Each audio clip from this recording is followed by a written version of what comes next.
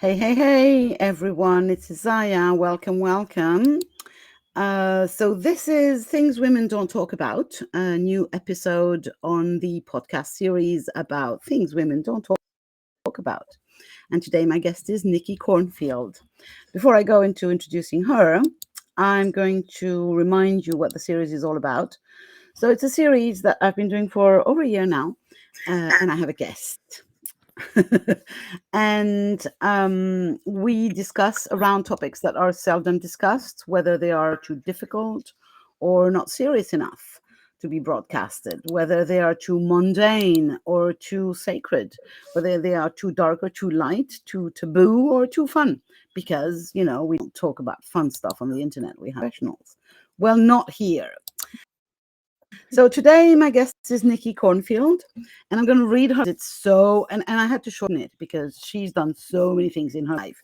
So Nikki worked for an airline, and then continued with her family to travel and live around the world. It was the rich and diverse experiences of expat life and following her own internal compass that led to the awakening of her own spiritual gifts, but also the wisdom and experience she is now called to share with the world. She is a certified holistic health coach, reflexologist, Reiki practitioner, yoga and meditation teacher, and now passionately developing her spiritual healing gifts. She's passionate about others to find their own soul alignment and tap into natural health and healing. She has recently completed her first solo book, a memoir, The Soul Compass, A Traveler's Way Home. I'm excited about books because I'm in the process of writing my own book. So congratulations for finishing yours, Nikki. So hello. Thank you. And thank you for the nice introduction. So the subject that we're talking today about is we titled it, My Husband Thinks It's Weird. And to sum it up, we are going to try and discuss the joys and difficulties of evolving spiritually when you are in a loving relationship. How to be true to oneself when evolving. So basically, when changing, how to remain in parallel paths with your partner, how to be more than a trailing spouse, and how to be your own person and still a member of a loving duo. So this is a big one for me. My parents divorced when I was quite young, and it was a shock in my life. So, and I think it was exactly because of that, because they were not on the same wavelength. That's the only thing I can say. One of them actually changed and the whole thing imploded or exploded. So that's basically why I was so interested to talk about it, because it reminded me of my own childhood trauma. So yeah, I'm really interested to know how you evolved into this path. Yeah, it depends how far we want to backtrack. I mean, we could go back as far as soul connections. How much people resonate with that is a subject on its own. I became aware during writing of the process of the book that a real awareness that him and I had soul contracts in a previous lifetime, and that it was his turn to enable me to have this soul expansion and growth and to follow the rabbit hole in whichever direction I wanted to, while he provided for the family.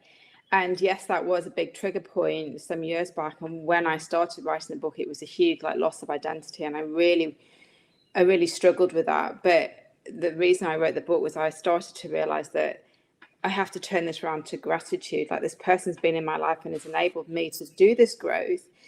But why am I getting so triggered that he's not on the same path or believing the same things or understanding the same language? And it was all about me. And I think it's always, we have to turn the mirror on ourselves and go, if we're getting triggered by the person we're living with, what is it about ourselves that we need to look at? Because unless they're saying I don't want to be with you and I don't believe any of this and I'm off, and they're still with you, they are supporting you in their own way. So it is really about our inner strength and tapping back into that. And it was quite a journey, I have to say. but well worth it for keep tapping into that inner strength and going, you know, I feel this way. This is my perception of the world. And yes, it's different than yours, but it doesn't make his right or mine right or anything, you know. So it really is a And self-acceptance thing. actually living with someone who thinks you're weird, but still loves you in the process, you know. It's more about him thinking I'm weird than me thinking he was weird, because I really do accept where he's at, because I really see that we're all on our own soul's journey, obviously. and we mustn't judge other people for where they are at. And I think there's a lot of spiritual ego stuff going on where people are being like, well, you know, I'm at this point and you're not, and which is crazy, because we are exactly where we need to be at this right time. So Agreed. I can start to see this little, he's starting now to go, a curiosity is starting to happen with him. So it's an interesting process. I'm moving into another chapter again here where I go, he's actually interested now and asking questions and starting to go away and Google things like, what is this spiritual awakening? That's been happening since I was a child. Like, I had this knowing as a child that I was going on this big journey. Like, I was looking for something bigger than me way back when I was a child. So I said, it's not just an overnight thing. This is a real slow burn kind of thing. Yeah. So no, I hear you. I remember, you know, being 3 or 4 years old and actually thinking, okay, so I know I can fly. How come I cannot see myself flying? You know, because I was absolutely convinced, you know, that I was an angel, basically. Oh, really? Oh. And it was like, why doesn't it show, you know, in the practical world? But anyway, off topic. So yeah, when would you say that, or for how much time have you been kind of going, showing up as the spiritually evolved or spiritually awakening person that you are? Actually, longer than I thought, because I had, as a child, this knowing that there was these adventures that I needed to go and do, and I would go and do them, even though they were maybe uncomfortable. And my parents would say, "You would just go and do them anyway." Like, you just had this curiosity to follow something, and they always kind of encouraged it in many ways. So, but it wasn't. I didn't understand the word soul at that point. There was no such word. There was no such word as, you know, instincts and all those things, but it was such a very natural process. I went to tarot readers when I was 13, and my mum was very open to that, which suggests that she was also spiritually aware, but again, quite shut down because it wasn't a thing then. I mean, my dad would not have had anything to do with tarot readers yet. Me and mum and I went regularly. So I guess that was an accidental spiritual awakening without realizing I was on it. All that time ago, where I just knew that this thing I felt inside had to be followed like an invisible thread. And did you follow that all your life, or was there a moment where you kind of, you know, shut it down to have a normal life? No, You've been a weirdo all the way. I have, because I there was always this knowing that if I didn't, it would niggle away at me inside. I would perhaps, you know, for example, get into a relationship where this person wanted, you know, slippers by the fire and his dinner every night, and I could see this comfortable life that would be okay, and then I didn't want a bar of it. I was out of there. So there was this this person stopped me from getting to such and such, but I didn't know what it was. I just knew I had to follow it. So that is the inner guidance system that was there. And when I look at my dad was always very grounded. You know, all that matters is sleeping well at night. He was always in the garden, always in the sunshine. So my dad was, obviously, I chose my dad for that reason. He was the one that showed me nature was the connection. And this very grounded person was always the one that would encourage me. When I moved to Australia with my family, he said, I'll push you back on the plane if you try and come back. I mean, this is like my father, who loved me dearly, and I'm going to Australia, the other end of the world. He had this knowledge that I needed to go and do this journey. And that's, again, I'll talk about the soul connections that became very obvious during the writing of the book, that, oh my goodness, yes, my dad was very instrumental to this encouragement with the soul journey. But again, very subtle, very unconscious process. So yes. So it's really about the company class, about following something that is Definitely. subtle, that is not like a big, huge neon sign that says, awaken. No, I mean, I think some people do get that. I think there's some people have, and I hate to say it, an accident, for example, or a really, really big trip up in life that seems overwhelming at the time, but really and then they change their whole path. They come around and go, oh, I have to change direction. I haven't been listening. So that does happen as well. But mine's been very, very subtle. Like, okay, this works. Of And then course. Yours seems to have been kind of a literally a journey from very young age, and following the subtle pushes of whoever and whatever seemed to go to push you in the right direction, including parents. And when you met your future spouse, was it part of that push, or was it going in the other direction? It was actually a blind date. So my friend was already going out with his twin brother, and 3 of us were on flying rosters at the time, and my husband was an accountant in this city with no food in the fridge. So we were, kind of pushed together in a way. And it worked. I don't know how it just was. It was a very quick engagement, and we were married the following year. Then we had 9/11, and Enron went bankrupt, and we had all these major events happen. And then this opportunity in a different country moved us overseas. So that, again, this sort of like feeling of going out and needing to search for something, that path opened up continually, where opportunities to go to the next place happened. So I think that was all predicted with a tarot reader when I was 13, like this big journey of living in different countries and following natural healing modalities. Now, I didn't force that first move to the Netherlands. That happened because we needed a job. So I wonder how, we have a choice, but also there was a very strong compass that was definitely going to take me in that direction. So I find that very interesting to look back on. And how does he fit into that equation?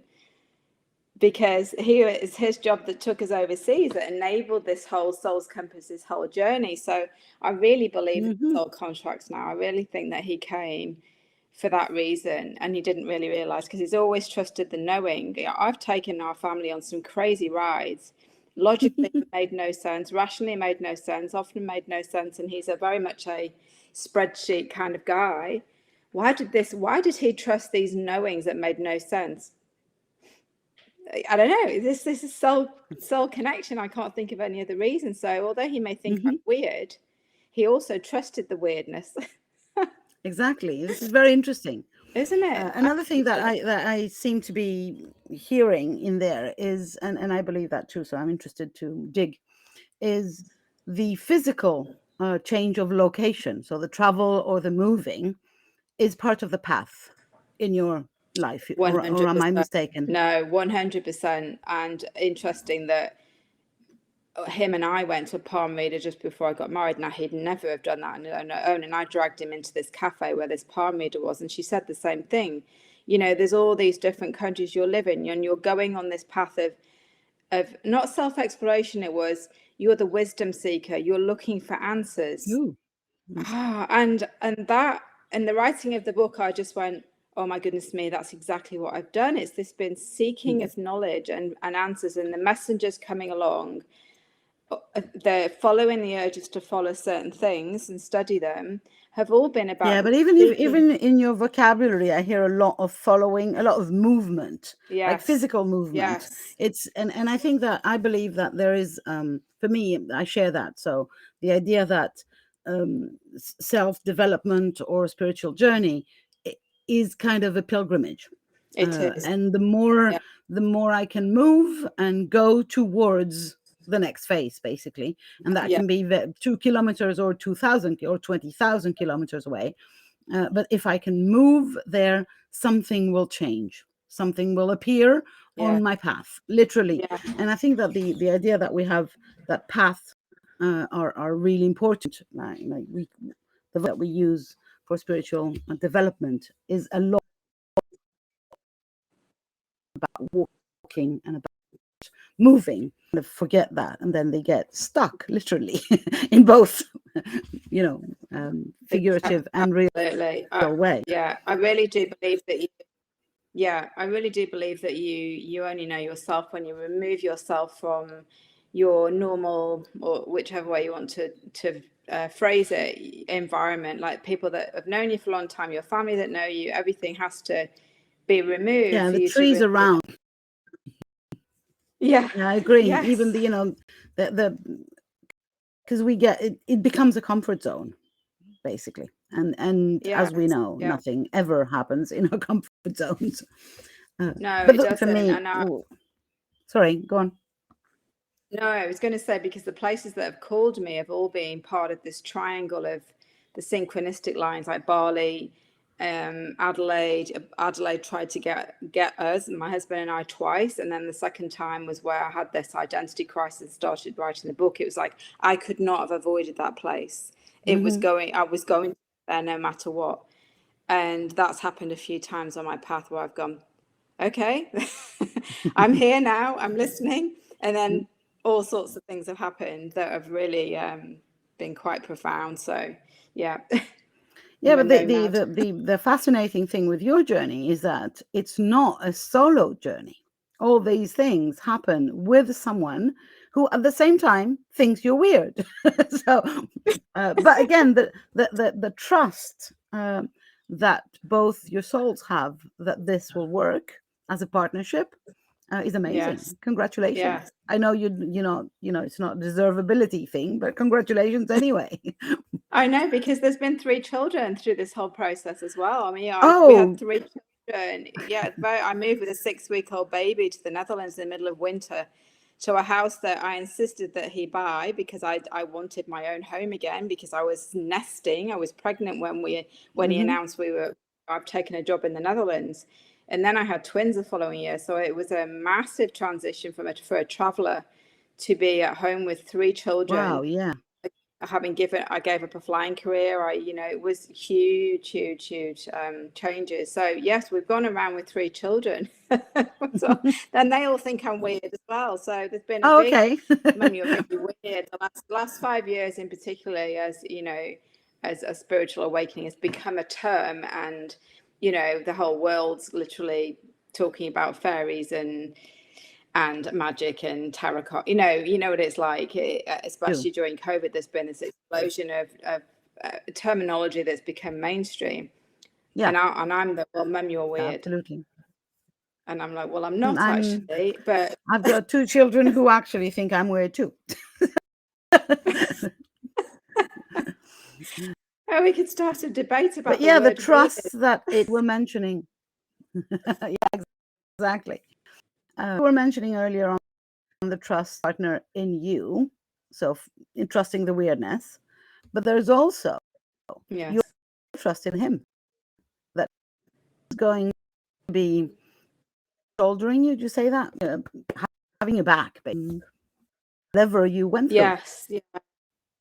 Yeah, he was always, I mean, I think I wouldn't say a cleaning up rescue process, which did happen a few times. I mean, I think when you're on a spiritual path, you're not so good with money and things like that. You're not so good. I wasn't so good with technology because I hadn't used it. So there was lots of things like that where I was quite lashing out and frustrated and all those things. And he would just be consistent that, well, you just learn this. I've had to learn it. You have to learn it.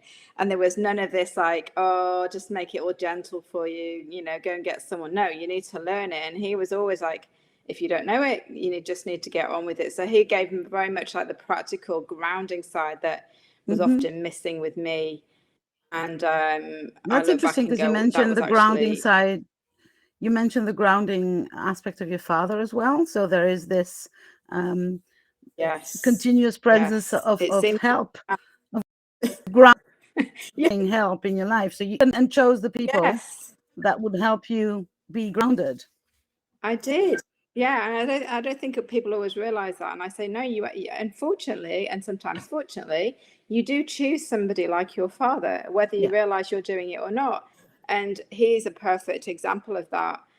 Oh no, many levels. And I went, well, that was a choice. That was something that I needed. And it did enable me to have the freedom that I've had. And yes, it's had restrictions. When you have children, of course you have restrictions, but I turned my annoyance with my loss of identity and earning capacity, which was over 5 years ago, to a gratitude to, okay, this guy's helped me to get to this point. Stop feeling sorry for yourself. You know, you are in a very fortunate position. But yes, you need to learn a few things and you need to write this book, basically. And then you'll see the journey. You'll put the pieces together and you'll start to have this complete transformation on the whole story. And that was the end of the trigger points. The grief initially moving overseas with small children was the trigger point.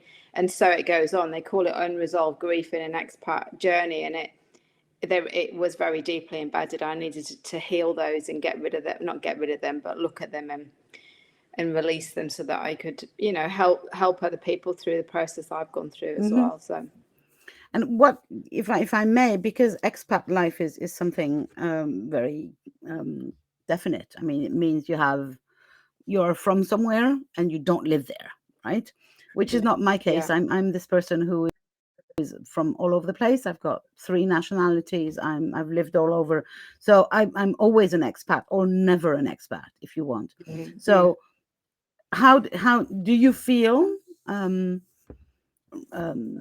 grief or pain for not being in your country or not anymore? How do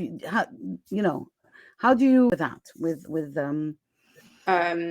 I've gone through many transitions. We have moved to Perth when our children were quite, but it's a great question because I think people have an image of expat life as being very glamorous and you're here and you're there, but it comes with massive transitions and big goodbyes and a raising of a whole life, and you're facing another one. Inevitably, a career tends to come behind the person who's taking the lead work-wise. So the first time I moved to Perth, I went through a lot of grief because my children were young and I'd left a big tribe of support in the Netherlands that I'd built up over 6 years, and I was quite the... And then my husband wasn't really home very much at night. So I went through 5 years of really, I missed Christmas being cold, and we would go home. I'd always take the kids together on my own on the flight. Crazy stuff. I was juggling nappies and prams and all sorts of stuff. But for me, keeping my roots back in the UK was very, very strong. And I would do whatever I could to go back and see family. So I kept that up quite a while. But then we moved to Asia. And for me, I was back in my element because I felt like I was in the center of the world, where I had not only so many places to visit that I hadn't seen before. I was also I followed everyone else and went home for the holidays, which is what my British community was doing. So I had the best of both worlds. And then we moved back to Australia and I was back in square one. I was back in the grief, in a bigger way than ever before, because everyone was still going back to the UK and I was watching them, and I was in the depths of winter and they were going back for the summer. So I had actually more layers of grief than ever to try and work the way through, which is why the book started, because I was struggling on every level at that point. So it was a big time for me. And then we moved back to Perth again because of my knowing that we needed to do that. That's another story. I would say actually that I have good days and bad days with it. Some days I need to go back, and then my husband said it'd be a train crash. I get paid in Australian dollars and my job is here, and actually I really like being in Australia. And then I go, but I miss it and I want to go back for the holidays. The conversations carry on like that quite regularly. So I'm obviously still very torn between here and there. Yeah. But I think it's the geographical location of Australia, not the place, because the lifestyle is exceptional. It's definitely the geographical distance that frustrates me. Because I guess if we move back to Singapore, I wouldn't have that, because again, I'd have this I'd be opening up the world again to me. And I'm as a nomad, a global traveler, I actually don't like being down a cul-de-sac at the other end of the world. I like to be in the middle where the action is. Yeah, I understand that. I get that. Yeah, because I'm from all over the place, but all over the place is all in Europe.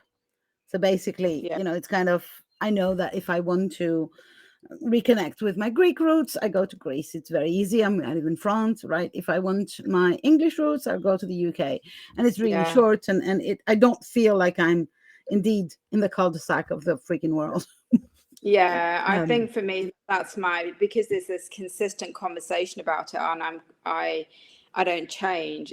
I have said at some point I want to be back in Europe, because this isn't going away. This feeling like you, I want to be connected and be able to go here, there and everywhere easily.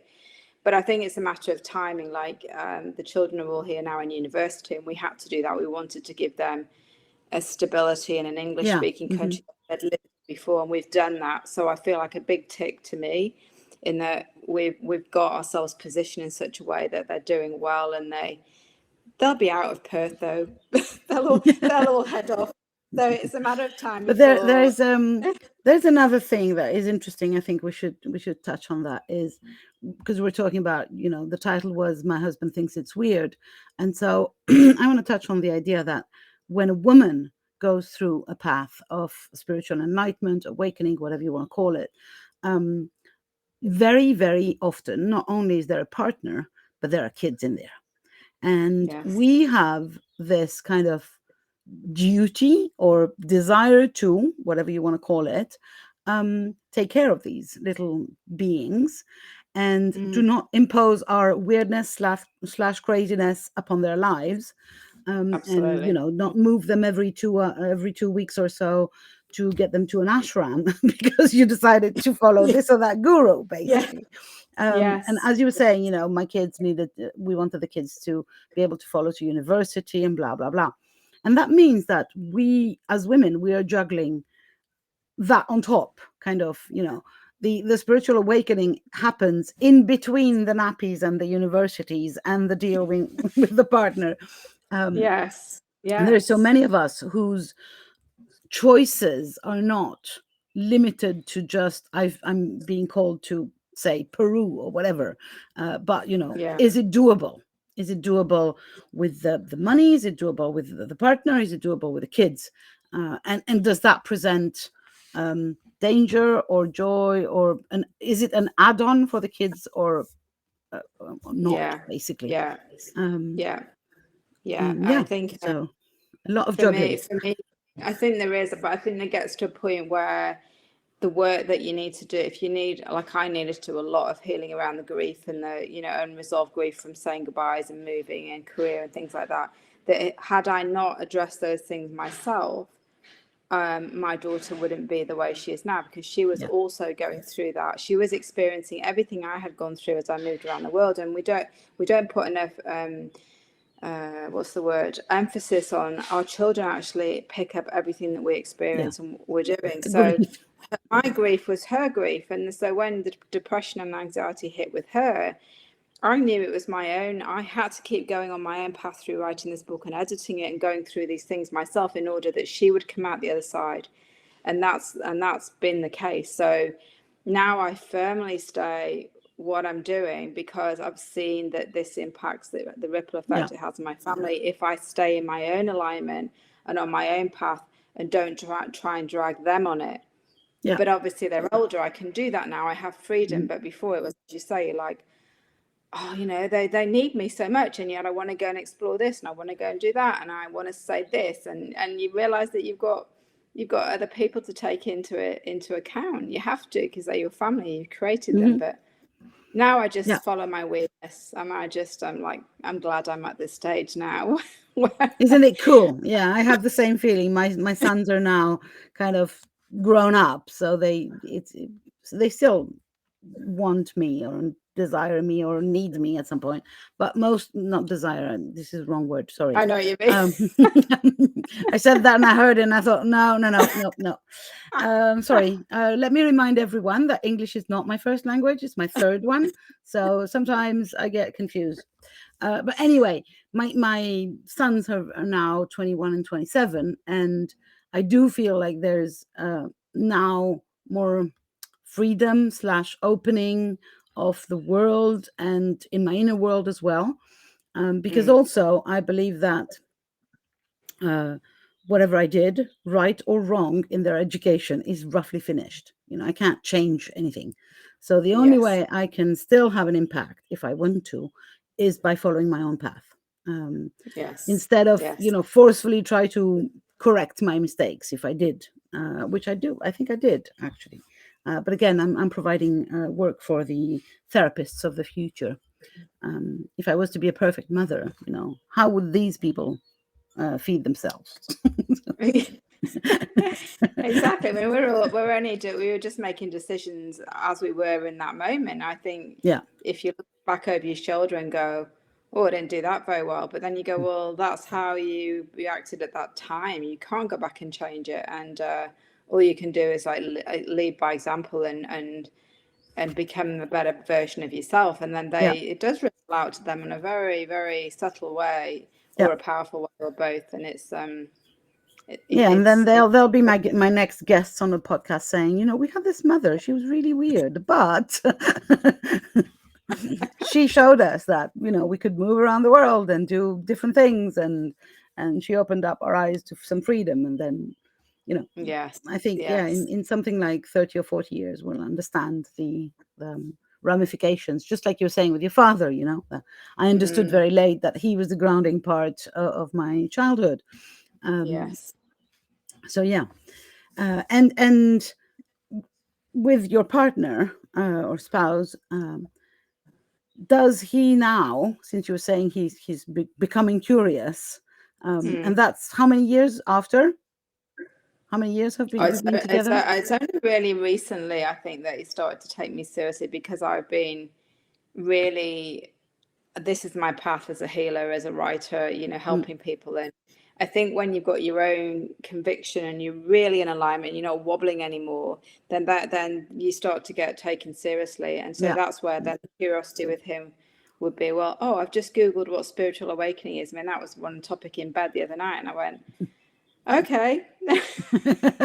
And that's how many years? How many years have we been together? Oh, we've been together 22 years, so that's a very recent thing. Cool. And I go, would you like to come to yoga with me, or you fancy coming to this retreat? And I try and encourage him, and he's going, no, that's your thing. That's not mine. Yeah. So this I have the same. Really, but just obviously in the background, he's silently Googling away and doing his own research. What's this terminology that she keeps talking about, and trying to understand it. But you can't suddenly make them aware. No, and you can't be teaching them. You can't be their mother, basically. It's never a good idea anyway in a partnership. Or their teacher, let me teach you what spiritual awakening is. I think that this is exactly the dead end that but it's a very fine line navigating the staying true to yourself and not getting into a criticizing / you don't understand me position, basically. You're an asshole because you don't understand what I need or who I am, or that's the challenging part. And I think it's a lot of couples are really in this. I've got friends of my age who are really in this challenging stage where part of them wants to just run off and find the nearest yoga. I mean, I had a friend who went off with a yoga teacher years ago, and now I understand why, because she changed in front of our eyes, and all she was doing was like waking up to some spiritual awareness, and her husband wasn't, and she chose to leave with the yoga teacher. So that's like 15 years ago. But now I get that. I went, that's what happened with that friend. So she chose this is going. There's a fork in the road, I'm taking the other fork, and that was it. Whereas other people are trying to make it connect and trying to make it happen, and it doesn't. Or there's couples that are really growing together. I'm seeing these different things play out. But again, it's a very fine line, it's the same with moving physically or changing countries. My father, who is now passed away, was moving a lot, like moving literally. When I was a child, I counted when I was 14, we had moved 18 times. So more than once a year, right? So it was kind of a big thing. My parents were hippies. I grew up in communes. You don't want to know. Anyway, so his thing was, whenever his life was not nice to him, he would move, literally. Like, and so that meant that, it's not at all the same type of move that you're talking about, being called somewhere else. He would flee. He would flee here to go somewhere else and drag me and my mom along. But anyway.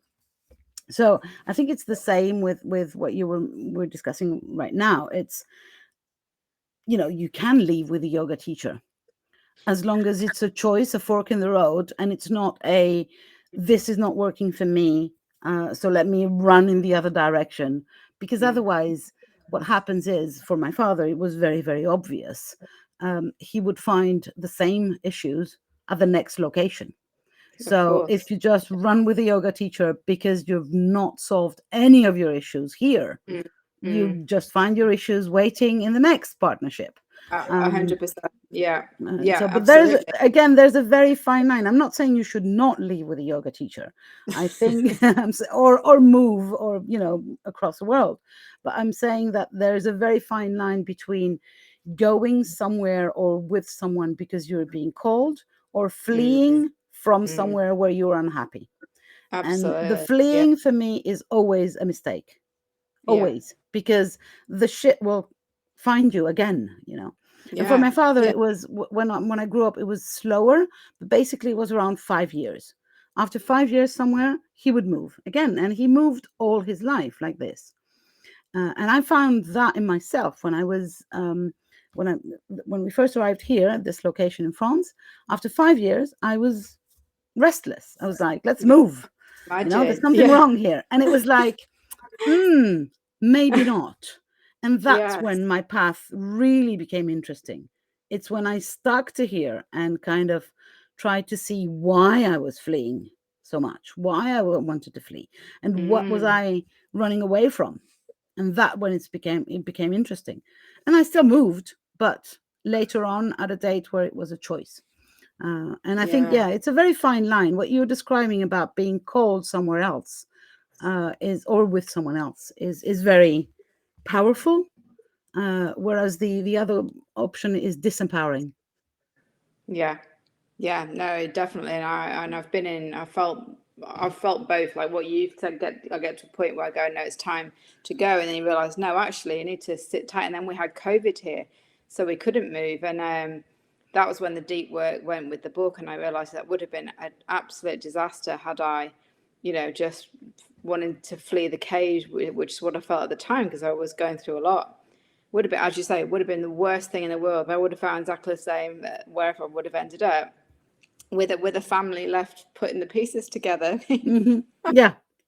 But I can see, and we never heard from this woman again. Actually, I've got no idea what the outcome was. Isn't that interesting? No one can find her, and no one knows what happened. But yeah. So I agree that you've got to look at, why do I want to flee? What am I trying to run away from? And is it really the right thing?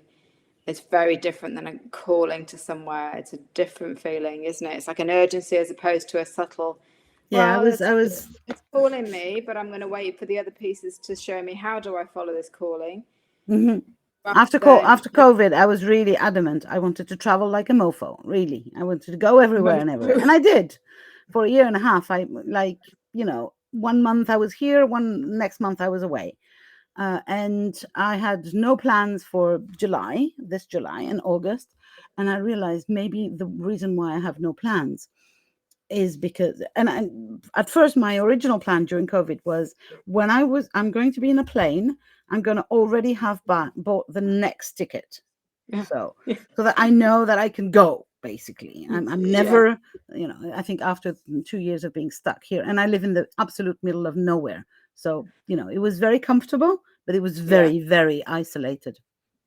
yes, I can And imagine. so this year I found that I didn't want to go, actually.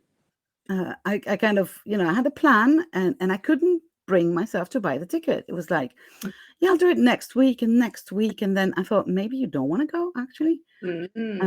So it's really interesting, this fine line of, and I think really what it goes down to is listening to the subtle voice inside, and not the big loud voice. And that's basically what spiritual awakening is to me, is learning to listen to the little voice in there, and the little voice that is always right, provided it's not silenced or overpowered by other people's voices. So like your partner, like, you're weird, shut up, basically. Or your kids, the needs of your kids, or your work, or even yourself.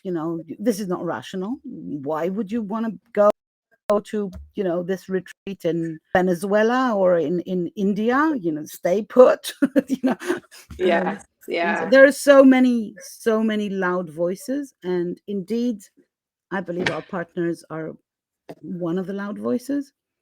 Yeah, definitely. I mean, I ended up in Peru recently on a travel sponsorship in India this year, and they were very much like, I wasn't looking for them. They arrived, they felt right, and I realized I was going on these pilgrimages like my dad. I felt my dad's presence very much, and so that's become kind of my path now. I'm not looking for another physical place to live. I am open to opportunities and experiences that seem to be coming on my path to really keep the alignment about why I'm here and how I'm helping people. And certainly Peru recently was a plant-based medicine retreat using not what ayahuasca, but the Wachuma San Pedro plant. And my husband thought, "Oh, you're going to Peru and you're going to go and get high." And I went, "Now let's stop this conversation now. I'm not going on a holiday. This is not a holiday. This is I'm sharing nature as a healing. I've always talked about nature and healing and plants. And I said, these are plants that are really helping people with a lot of issues, that other pharmaceuticals are never going to touch. And I said, that aligns with my message in the book. So this is not a holiday. I could hear myself saying it. This is not a holiday. I'm going for this reason. And then he started to really go, wow, she's really serious about this. Like, this is going to be an uncomfortable, some parts of this trip are going to be uncomfortable. It's a long way to go.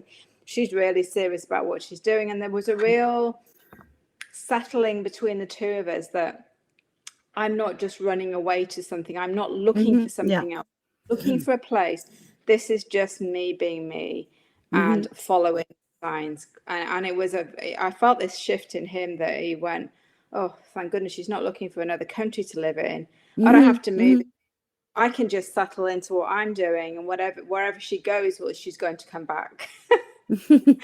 Yeah, and again, the subtlety of the voice in you that said, no, I have to affirm that this is not a holiday. I have to make it, louder, so that I can hear it and he can hear it too.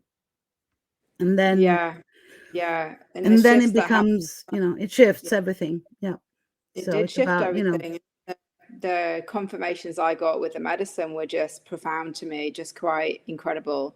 And I came back with a real piece about who I was and why I'd written the book and why I'd gone the journey and where he'd been in all that. And it was, that was a heck of a ride. That was a 20-year really ride, a roller coaster in so many ways. But I really felt like I'm off the roller coaster and I can just pick and choose what I'm doing without needing to find anything else. It was a real, okay, I'm home. I'm home. That's in my beautiful. And it was a nice feeling. I'm just hoping it stays, because it's easy when you get back into real life to get pulled off in different directions again. I'm trying to stay in that energy I felt when I was there. Yeah, maybe you will need some what was it with the vaccine? Booster shots sometimes. Yes. But yeah, so we're coming to the end of this podcast episode today, because we're already been on for 44 minutes. So I wanted to ask you this final question. Do you think that being in a partnership has actually helped your path, or has it prevented your path? Oh, it's helped my path. Yeah. I just wanted, I just wanted everyone to hear it. It seemed obvious, but it's like having a tree that's, I don't mean a dead tree. I mean a tree that's immovable, that's foundations are really deep. And when you've got a person who is on this path where they're very much up in the air in many ways, and really following these invisible lines, I suppose, that if there isn't someone there to catch you at the end and to keep recognizing that, you're going through this sort of almost like this whirlwind in many ways, but they are really there for you. That I can't actually imagine not having had that. Yeah. I don't know where I would have been. I think I'll probably be sitting next to a roadside with a sign or something. I don't know. I actually don't know how that would have looked, but I was certainly not attached to finances and things like that. That was not on my radar. As long as I had enough money in the bank to pay the next plane ticket when I was crew, and I did have my own car and flat and stuff, but I was literally on a roll each month just managing. It was so not my level of what was important, but you can only go so long like that, where you go, well, it's a bit we need to take a bit more responsibilities. And I think that he allowed me that, because I never had to worry about that side of life. I was very fortunate. That for me, that brings me a lot around, and this is a whole different conversation, but about the idea that partnerships or couples doesn't mean that the two people should be similar. It's about interdependence. It's about supporting each other, whoever they are. But it's not about having similar goals or having the exact carbon copy of yourself in your partner, because this is not helping. Two weird people, weird. And if you're listening to this on audio, I'm doing the inverted commas visually. So two weird or supposedly weird people together will not at all have the same path than one weirdo and one more grounded person. Or so I think the what's the word, we add to each other, basically. And he wanted, I mean, he couldn't have done his career without me being always there. That's exactly. He worked hours every day, all the way through all our different countries, and I had the 3 children, and I it was a limit to what I could do, which wasn't always what I wanted, but I can see that one would not have worked without the other. And so that was just a chapter of life that was as it was. But again, you can then transition and have a different role in each other's lives, which is what's evolving with me. My career is very important and what I'm doing in the world, and he'd like to take a back seat, but I need to create a bit more money first. Well, if you want to help Nikki make more money, or if you want to help yourself, you can find Nikki on her website. The references should be somewhere around the description of the podcast. I think it's nikkicornfield.com. Very simple. So you go get there, and you will find, I'm sure, a link to her book and to all the amazing offers and services that she offers if you want to know more about her. So thank you very much, Nikki, for coming today. This has been amazing. I love those conversations. And, remain the weirdo. Please, we need more weirdos, grounded weirdos. Thank you. And thank you very much to anyone who's listening. And I will see you next month with a new episode. Bye for now. Thank you so much. Bye. Bye.